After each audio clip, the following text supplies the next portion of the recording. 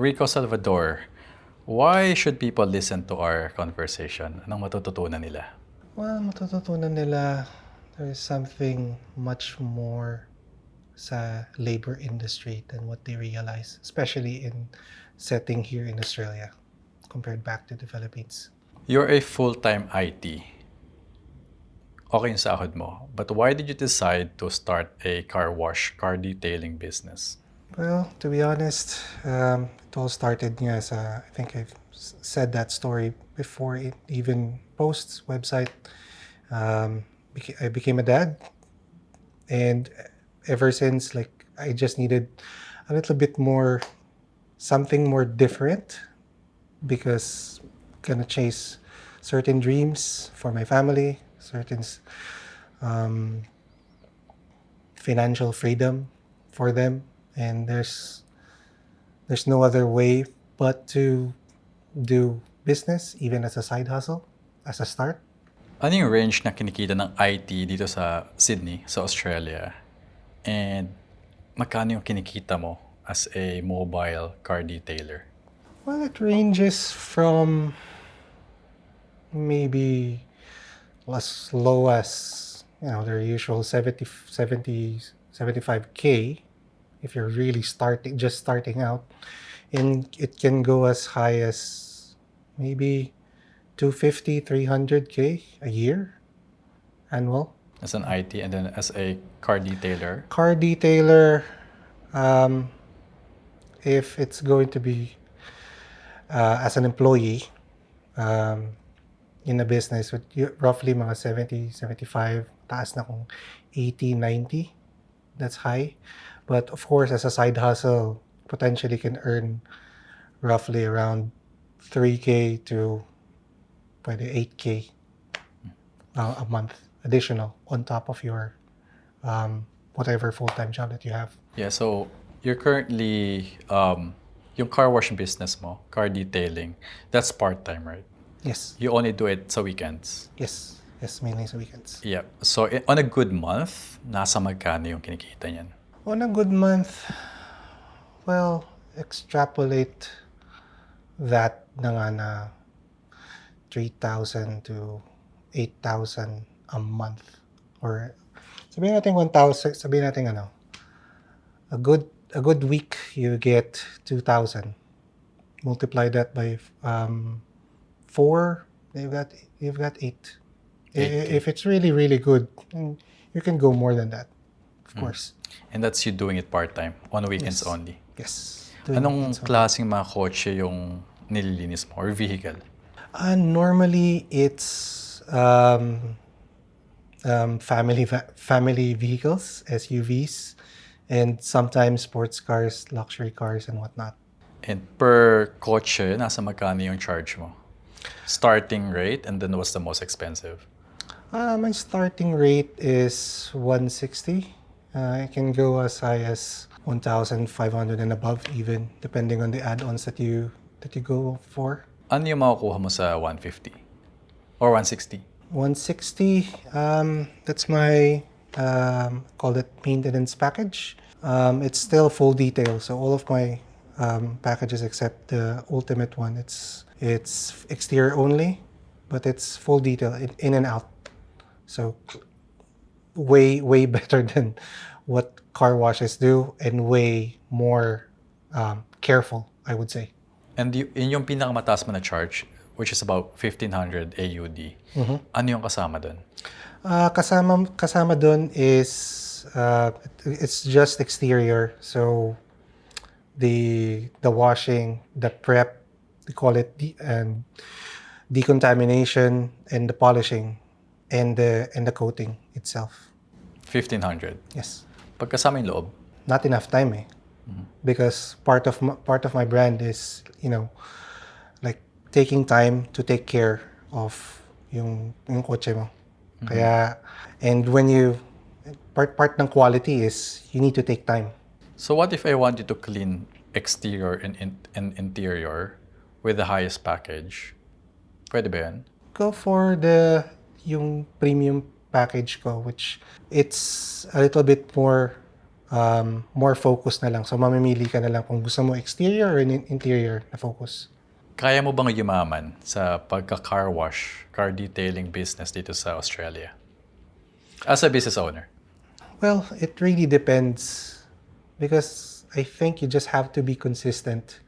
Consistent in providing quality service to the right customers. Because if you can't, kasi kung puro ka discount and discount para lang kumuha ng customers, you won't get anywhere. Kakainin lang ng expenses yung whatever revenue that you think that you got. Paano mo sinimulan yung car detailing business mo dito sa Australia? Can you give me step by step from step 1 to having a fully operational business?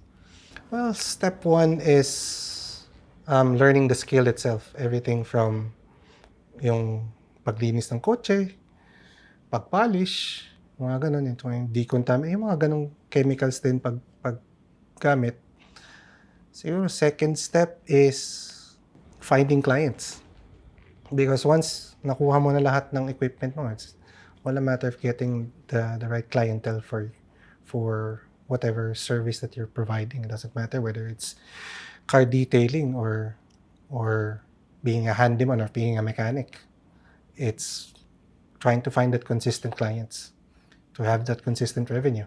And how do you find your client? How do you do your marketing? Currently, it's word of mouth, but now I'm trying to delve into digital marketing more because it's a digital world. Everyone's in social media, so might as well go for it. Yung kinikita mo ngayon as a car wash, car detailer sa Sydney, kung kaya mo rin niyang kitain sa Pilipinas, will you stay in the Philippines as a car detailer? Yes and no, because it really depends sa market conditions dun compared to here. So, comparing here and there, it's really different. The conditions there are different. Kasi isipin mo pa, iba yung government red tape ang i-deal mo dun. Dito, not much. So, there's lots of factors. Today, you make the same 8K per month. 8K AUD per month. Australia, Sydney, you're gonna make 8K per month in the Philippines doing the same business. Will you move back? Honestly, no. So, it doesn't matter kung anong pagkayaman ko sa Pilipinas Kasi, iba yung pagpunta ko dito Pagpunta ko dito is all about their security for my family. And I don't feel safe there myself. What more kung sa anak ko. When you say safe, what does that mean? I would say, ito, simple example. I can walk down the street with my phone without having to look over my shoulder. That's how safe I feel here. Na I go to public transport, magko-commute ako. Wala akong problemang lahat nagte-telepono. Walang like the risk of sa life mo is really really low.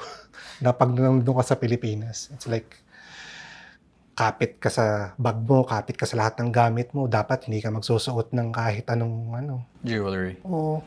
Sa LRT, MRT, di ba, from Monumento to Taft Avenue, when I was studying in St. Benilde, I always put my bag in front of me. Lalo na pag peak hour kasi pag nilagay mo sa likod yan, may chance na pickpockets, may mahihiwa ng bag mo just to get your valuables. And dito, I never did that.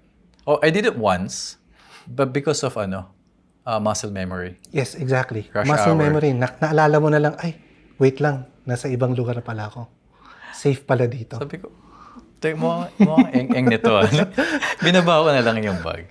So yeah, muscle memory siya. And then yung, when I used to take the train here, when I'm going to school or work, yung phone ko, parang nililipat ko sa front pocket. So I know, lagi ko siyang kapa. And then nag-click sa akin, hang on, I don't have to do that anymore. Or I don't have to be that careful. I can have a bit of freedom. Yeah. So yeah, I'm with you on that one. Yeah. If I may add one more example is, I always remember sa wet market doon, parating sinashout out there, O mag-ingat kayo sa magnanakaw. It's blasted. So, parang isip ko, grabe naman. Mag-ingat ka sa magnanakaw, imbis na huwag ka magnakaw. Grabe yung mindset doon na normalized ang kahirapan, ang pagiging kriminal normal. At least that's my perspective. Yeah. No, I get that. Na imbis na huwag ka magnakaw, masamang magnakaw, mag-ingat. 'Di ba? Parang given na, huy, marami magnanakaw dito, mag-ingat ka. Parang yung biktima pa yung may kasalanan kung Nanakawan ka. nanakawan. Grabing pag think about it, parang ginagaslight ang mga Pinoy. Na, ay, okay lang yan. May just persevere. Ano yung hindi nakikita ng mga Pinoy sa Pilipinas about Australia na nakita mo that made you fall in love with Australia?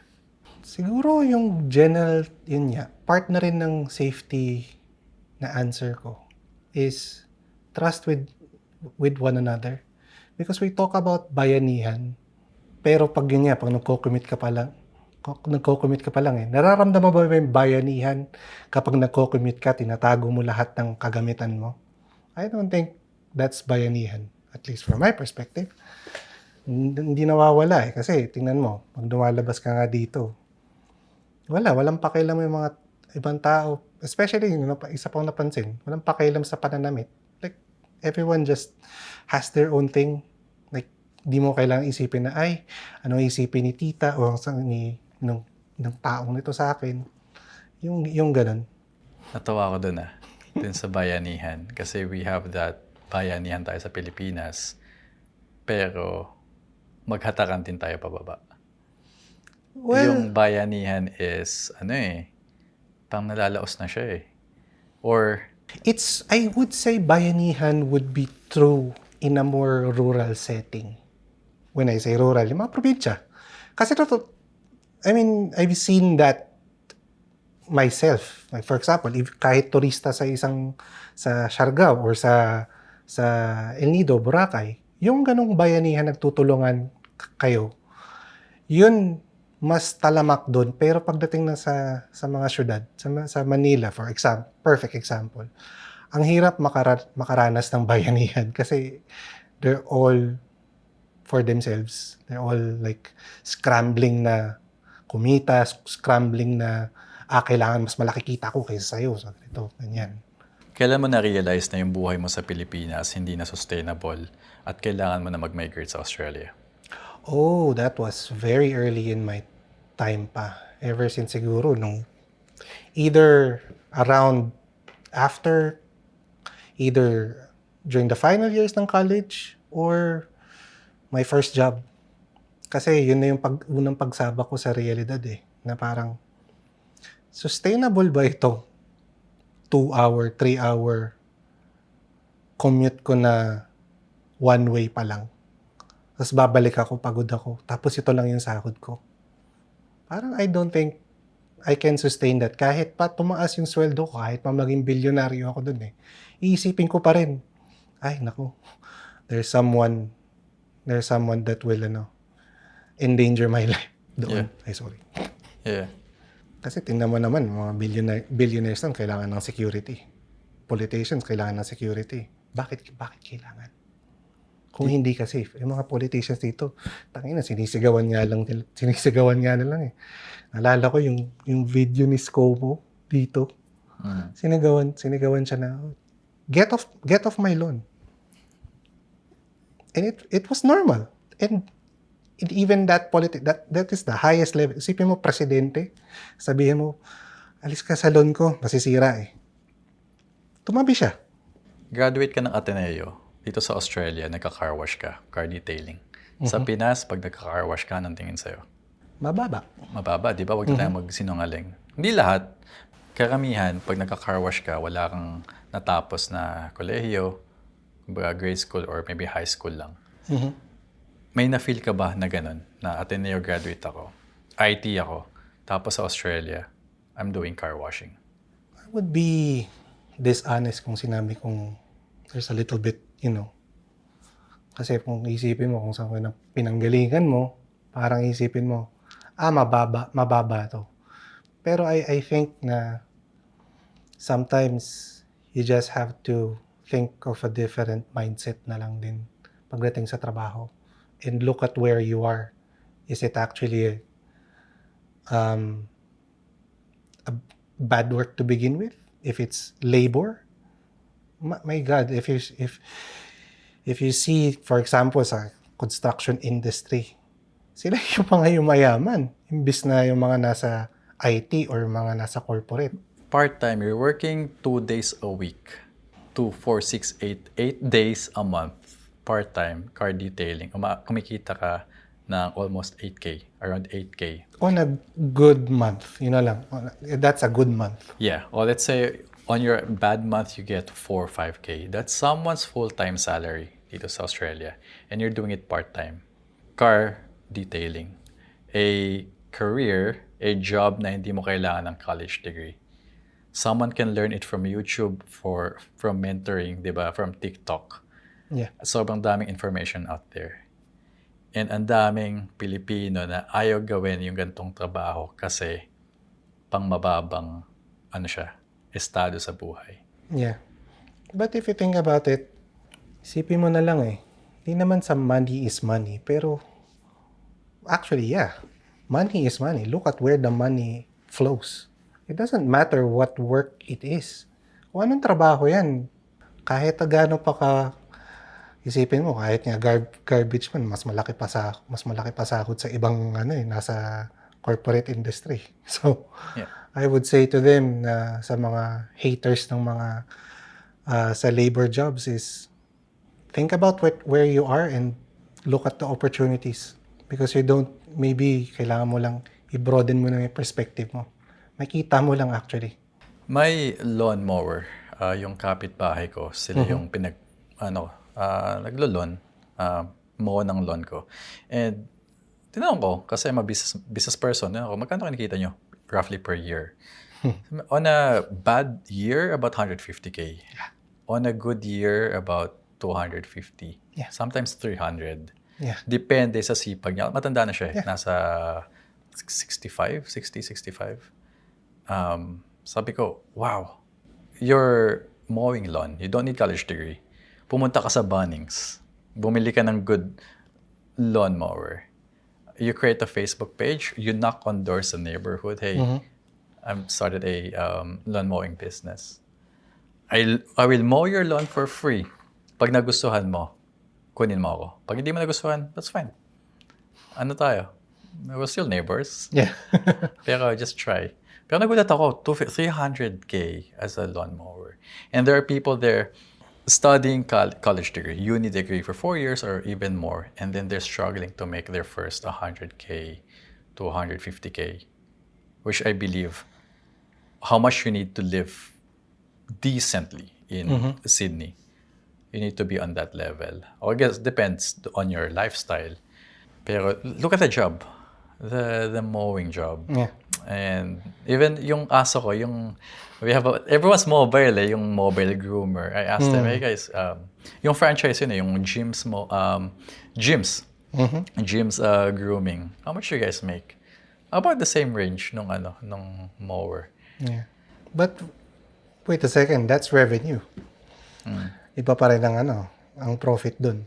Yeah. So, you have to be wary na, okay, the upside is you'll get a revenue of 150 to 300. But of course, part of that is it's a business. It's not salary. So, you take into consideration all of the overhead, your own salary pa talaga. You have to pay yourself. You have to pay super. So, all of that. At saka rin, depende na kung how much you want to take. Kasi kung gaano ka ng taxes and whatnot. So, sometimes you play around with that. And of course, as you said, lifestyle. Yeah. Be wary lang kasi kapag tumaas ang income mo, don't think na, ay, mataas ang income ko. Okay na ako estado sa buhay. Pero kung if your expenses creep up as well, hindi talaga nag-increase yung income mo. Kung papapiliin ka, full-time IT work mo o maging full-time na nagka-car wash ka? I would say in my own circumstance, I'll do both pa rin. You can only choose one. I would say the detailing business. Kasi it's different when you have a stake in something and it's scalable. Employment, kung magaling ka sa kung it's like ano parang being employed is also like being in business pero very very short na very long term isipin pero the exponential growth talaga is in business eh. Ano yung pinakamalaki mong kinita in one day sa pagka-car wash dito sa Australia? Siguro over 1,000 and that's realistic because that's just one job. So one job, over $1,000. One customer. Yeah. So in peso, translate lang natin. That's about, currently, about 43,000 pesos. Yeah, roughly. Yeah, One job. one job. Ano When yung I ginawa mo? when I say one job, that's one car. You're servicing one car. And in saying that, I'm not saying na madali yung trabaho. Pero isipin mo, isang kotse lang tatrabaho mo for 40,000 pesos na. It's not bad. Ano yung service na ginawa mo dun? It's the yung polishing at saka coating. So, linis, prep, polish, coat. And that's the entire day kasi kailangan nga So full day, ano yun, 8 hours? Oh, definitely more. Because part ng proseso ko is kailangan taking care of nga yung quality. So, there's this concept na curing time. I don't want to go into details pero there's a right process to do things correctly na hindi masisira yung quality ng trabaho mo. Ano sinasabi mo sa mga tao na hindi ko kailangan ng mobile car detailer? I'm happy with Kohl's, Woolies, yung mga, dyan lang, yung mga car wash sa tabi. O yung mga express car wash. Pag sinasabi nila, mahal mo naman, I don't need you. This is a big claim. Pero looking at the Google reviews pa lang when I did nung nag-market research ako, there's a reason why mas mahal ang detailing versus sa mga car wash nga, na mga express na car wash. Because there is that off chance na masisira nila yung kotse mo. And you'll see it. Check any like big brand na car wash, mga express na ganun. Especially sa ang tawag dito, yung mga may machines. Yung mga touchless. Yung mga touchless car wash. Yeah. Ang bilis nun pero ang daming mga nasisira interior, nasisira yung pintura dahil doon. And if you go with service like me, the service I provide, I take care of your car. From what I heard, yung mga express car wash dito sa Australia, they use very harsh chemical to get rid of Very harsh chemicals. to get rid of the dirt instantly. Yes. And that's causing damage dun sa paint and protection ng car. Yes. Long term, especially. That's why kung magkaroon ka ng ceramic coating, pinaka number one na sinasabi namin, ceramic coating ka, huwag kang dadaan sa mga car wash na ganun. Kasi automatic yan. Paglabas mo niyan, sira na yung buong coating mo. Ganun katindi yung chemical. Ganun katindi yung chemical eh. Because if you think about it, for a 5-minute, yun yung selling point nila eh. 5 minutes lang car wash na, malinis na yung mo. Pero the trade, lahat naman eh. It's all a trade-off eh. You're trading off time for bad quality, sa totoo lang. I'm not saying na bad quality because bad yung service. Pero yun yung risks eh. Involved in the entire process itself eh. Because they use harsh chemicals. Wala. The likeliness na makakasira sila ng kotse is really high. And actually, if you think about it, lahat ng mga swirl marks na makikita mo doon, sa lahat ng kotse, kung mapapansin ninyo, it's all because of that. Because of the automatic car washes. And that's what we get rid of as detailers. So as a car detailer dito sa Sydney, mobile car detailer, sino yung target market mo? Kasi you're not for everyone, di ba? Yes, I'm not for everyone. I know that. And especially when I look at the prices, it's not for everyone. Pero it's more of, Who's the avatar? Who's the profile that you're looking at? in general, people who care about their cars. Whether it's pamilya, professional, or luxury, doesn't really matter. If you want to take care of your car, I can do it for you.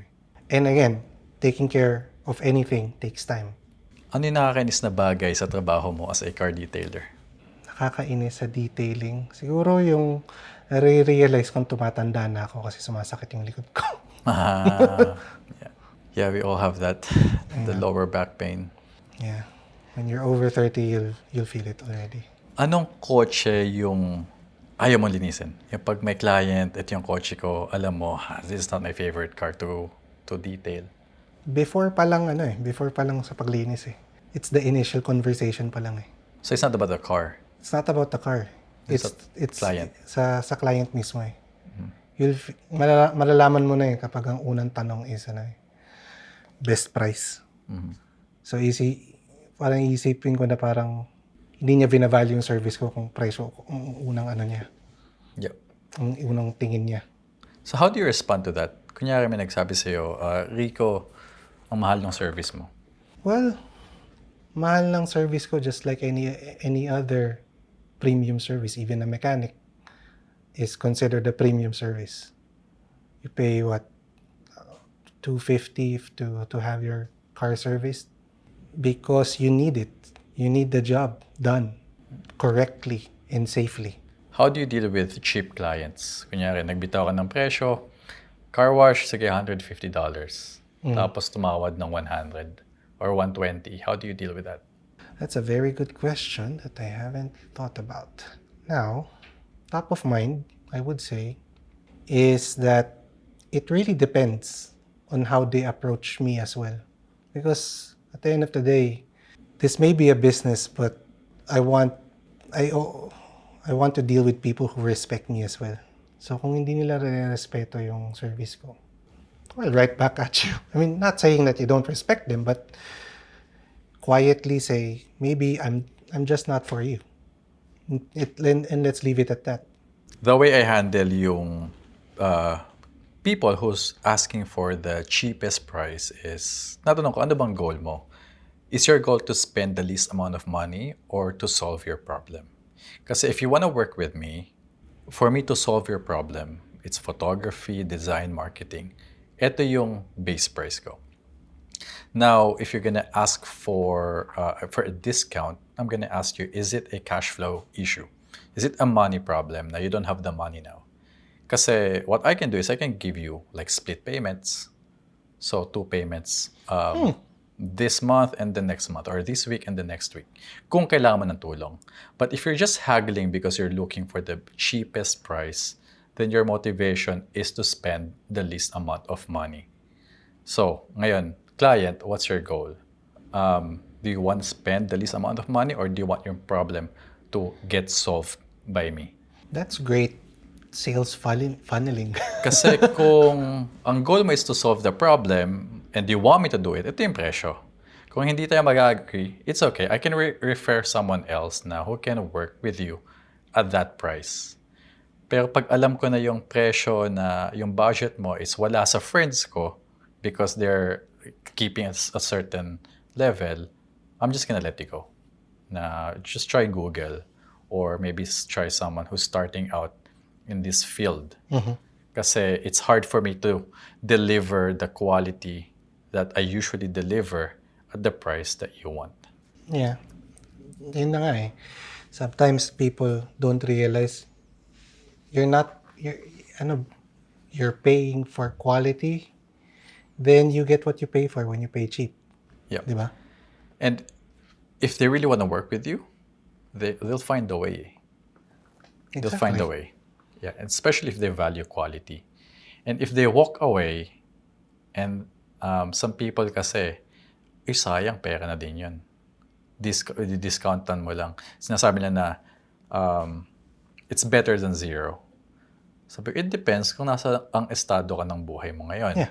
Kasi kung wala ka naman pambili ng pagkain, syempre, you will accept whatever is in front of you. That's true. But if you are in a position na you have emergency fund, na you value quality of work, syempre, you have the leverage na to negotiate what you think is your worth and your value. Yeah. Depende naman yan. You're right. Depende sa circumstance mo sa buhay talaga. Kasi kung kakapit ka sa patalim, kailangan mo kumapit. In your experience, anong mas okay? Maging employee sa Australia or maging business owner? Well, just like with any other business, it's a high risk, high reward. So if you're not in that state, then maybe just do what majority of majority of famous entrepreneurs do. Have a stable income and do your hustle on the side. And let that be kumbaga yung kung saan ka mag-grow, yung side hustle mo. Of course, kasi the reality is we all have needs and expenses eh. So as long as may stable income ka and you have time to do it on the other side, then go do it. Of course, again, there's trade-offs to doing both because time din mawawala. Pero sometimes you have to look long-term eh. The time you spend now is the time that you'll save in the future. Why should Filipinos in Sydney should trust you with their cars, yung car wash and car detailing business mo? Anong meron yung detailing dad na wala sa iba? Well, you get father-level attention. Diba? Premium results and mobile convenience provided by the owner himself. So, you see the owner, you'll see what's at stake. So, in terms of the quality ng work ng ginagawa ko, yeah, I treat every car like it's family. So, I treat every car like it's my car. Why are you important? Bakit importante ang trabaho ng mobile car detailer, car washer? Because I solved the problem that a lot of people have, especially nowadays. Wala silang oras. Wala silang oras to do kahit yung mga simpleng chores. And I solved that for them. Anong masasabi mo sa mga Pinoy na minamaliit yung blue-collar jobs? Like, ikaw, car wash, car detailer, yung mga factory worker, pickpacker. Pickpacker. Kasi ang dami kong na-meet niyan along the way. Oh, Na yeah. they won't tell you straight to your face. But, nararamdaman mo yun eh. Well, I would say, don't underestimate yung pera na makukuha mo dyan. Kasi again, kung titignan mo where money comes from, where the cash flow is, you just follow it. Eh kung yun din naman ang goal mo, kailangan mo bang isipin na maliit ang isang trabaho para makita na ang laki-laki ng kita? Di ba? Share ko lang, I have a friend. He is a builder, carpenter siya. Yung mga kapatid niya, minaliit siya kasi karpentero ka lang. Wala kang natapos, tamad-tamad mo. And then years later, mga kapatid niya, normal employees, okay naman yung buhay.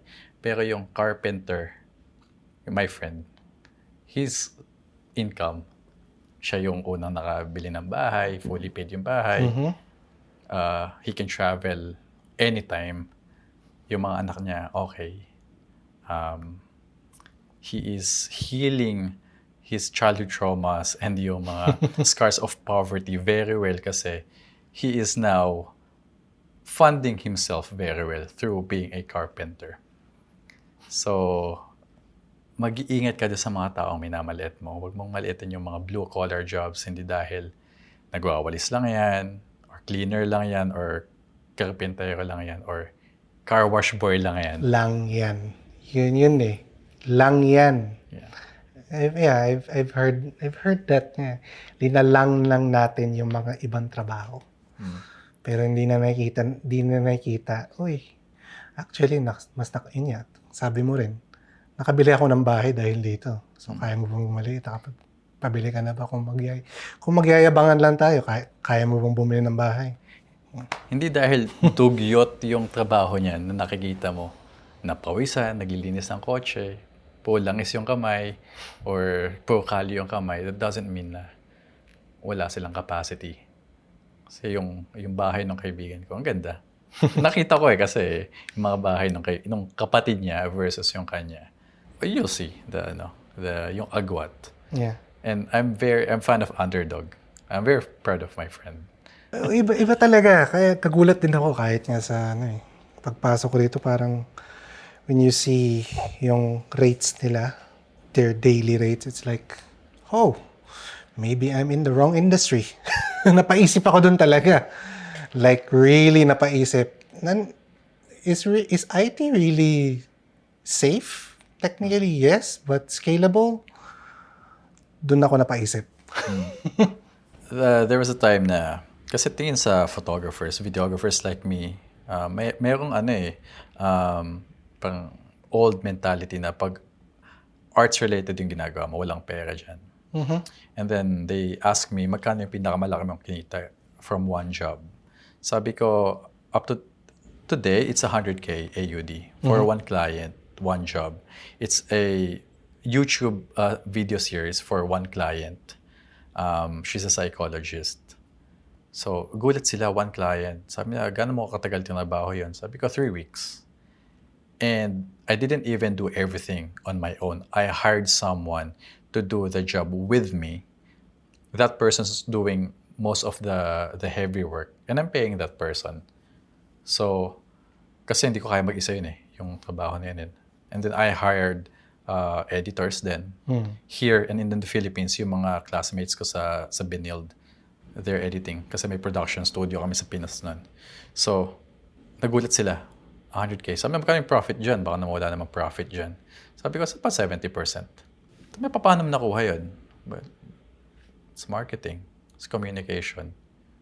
So, same. Sabi ko dun sa client, hey, I'll do the first video for free.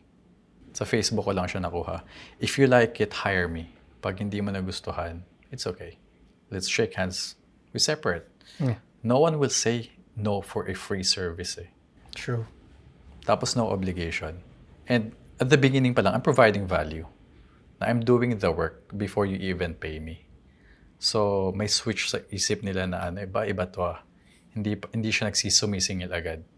Trying to prove himself first. Lalo na 100K work That's in peso, magkano yun? What, 3 million? Yes. I think that's a lot. About that. So one client, 3 weeks, earned about 3 million. Kung mag-retire ka, bukas, will you choose to stay sa Philippines or Australia? Retire sa Philippines is a good thing if you live sa probinsya, pero kung nandun ka sa city, hindi. But generally, it's a much easier lifestyle as well kahit tumanda ka dito compared sa Pilipinas. Magkano yung starting capital na kailangan mo to start a car detailing business dito sa Australia? Roughly around super duper basic would be safe na kung ang 5K. 5K AUD. 5K. But personally, I spent more than that myself because I'm not even at that point na yun yung perfect setup ko. So, 5K will get you the basic setup. Yeah. And then, if you want to level it up, to have the dream tools ng isang car detailer, how much do you need? Probably, as a mobile detailer, including the cost of a car, I would say siguro mga around 20 to 25K. Okay. As a mobile car detailer, ano yung dream car na sana ma-detail mo? Actually, I've driven that already. That's why I kind of miss it, Rolls-Royce. Iba yung luxury ng Rolls-Royce kumpara sa sports car. I never seen a Rolls-Royce. Yung Rolls-Royce in a express car wash. What I see online is, I don't have a Rolls-Royce. I think I have one friend na may Rolls-Royce. And dito yung bahay niya sa may Meriton. Personalized yung car detailer niya. I think service. Nakatawa kasi kahit hindi nadudumihan yung kotse, regular yung service. Parang, I think so once a month. I-drive niya yung kotse, hindi. Kasi he's always going away, traveling. Regular, every month dumadating yung nagme-maintenance. May alikabok o wala, they're detailing the car. Is that normal? That is normal, especially for cars like that. I mean, if you think about it, how much the cost ng isang Rolls-Royce, diba? I think imposible na even ng kano ba? $5 Dalawa million? yung kotse niya. Isang Rolls-Royce, tatlo, isang Rolls-Royce, isang Bentley Continental, and yung daily niya is Range Rover. But yeah, the Rolls Royce is generally kind of the elite luxury talaga. So no matter what, like if I spend money for that, if I don't take care of it, like parang sayang yung investment ko. If I were that person, right? Yeah. One solid advice sa mga Pinoys na gustong magkaroon ng sariling car detailing business dito sa Australia. Advice or one warning label? Siguro yun, warning na lang. It's not for the faint-hearted. Kasi it's a laborious job nga naman talaga. Matrabaho siya. So, sasakit ang likod mo, sasakit yung katawan mo. Pero at the end of the day, pag nakita mo yung kita mo, para siyang medicine kapag nakita mo yung kita mo. Ano yung number one mistake or rookie mistake na nagawa mo? Yung nagsisimula ka palang mag-car detail na hanggang ngayon, ang sakit pa din pag naisip mo siya. Nag-focus ako sa service ko, sa operational service ko, rather than the problema ng customer ko. Which is yun naman talaga yung value ng entire service mo. Is na-solve mo ba yung problem ng kliyente mo? Yes or no? Kasi kahit anong pagperfecto mo dyan, sa tingin mong pag-perfect, kung perfecto na yan sa kliyente mo, that's it. Don't overcomplicate things kung masaya na sila. Kasi masaya na sila, maybe different lang yung mentality mo. Pagka-OCD mo sa pagkalinis, hinay-hinay lang. Kasi magbaburn ka rin. I learned that in life. Kasi dati, ma-pride ako sa work. Kasi creative. I want it to be at a certain level. Yung ilaw, yung cinematography, the music, as a photographer, videographer. But nakalimutan ko na yung happiness ng kliyente is number one. Kahit hindi ako happy, pag happy na siya, job's done. Yes. I fulfilled the purpose. Kasi business to eh.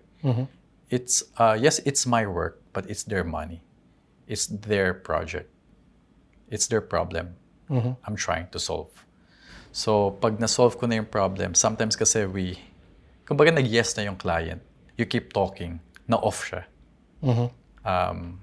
I learned this from Breaking Bad, the series. Yeah.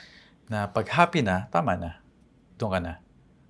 Pagka nag-thumbs up, approve na sa client, stop. Yes. Kasi okay na yun eh. Kasi whatever you add on top might damage kung ano yung nagawa mo. Yeah. And also, you're burning your own time as well. Yeah. So, trying to perfect things that are not saying that it's the thing that you did, okay na siya.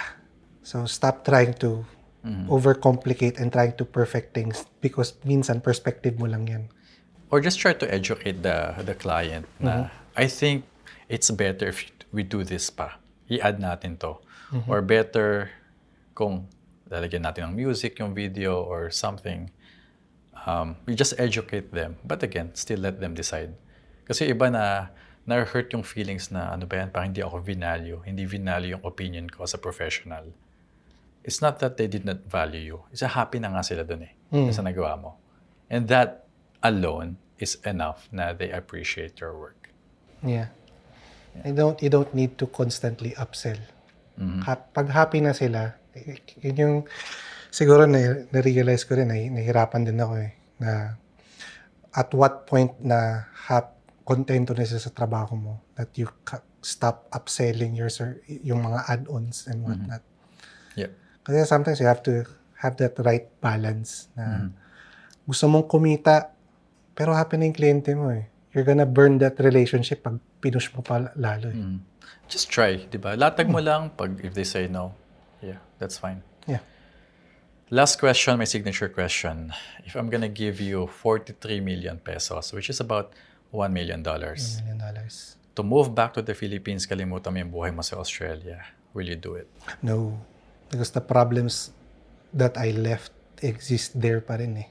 Hindi naman magsosolve yun eh. Kaya nga ako nandito eh. Kaya ako nandito kasi unang-una ko pa lang na feel safe ako. Pero dami ka sabi, hindi, 43 million, ang laki niyan. Ang dami kang magagawa dyan, makakapag-retire na ako sa Pilipinas niyan. Ano yung masasabi mo dun? Well, sabi ko, it's easy to burn money. Na kung hindi mo yan kung hindi kumikita yung pera sa'yo, para sa'yo, at ginagastos mo lang, edi hindi aabot yun ng retirement, pretty sure. Rico, thanks for being the show. Thank you.